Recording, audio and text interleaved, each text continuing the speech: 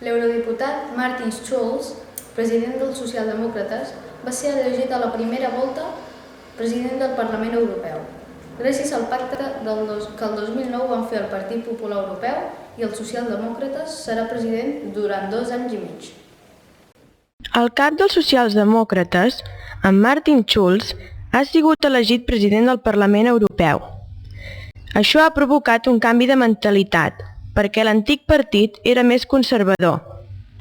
Com cada 5 anys, al Parlament Europeu es van celebrar unes eleccions per elegir el president i el partit que manaria. Per guanyar, 2 partits polítics es van ajuntar i eren el Partit Popular Europeu i els socialdemòcrates.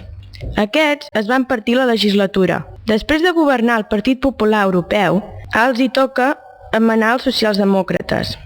Martin Schulz va ser elegit president per majoria absoluta a la primera volta i ara ocupa el lloc del conservador Jerzy Buzek. El seu càrrec de president dels socialdemòcrates l'ocuparà Hannes Swoboda.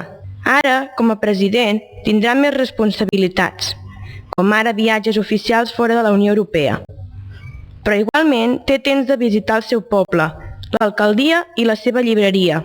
Això sí, sempre envoltat de càmeres.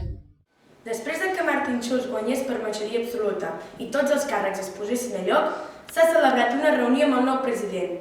Ara mateix estem davant del Parlament Europeu, on fa uns minuts que ha començat la reunió. Mireia Solés, Telenotícies sobre Què, Brussel·les.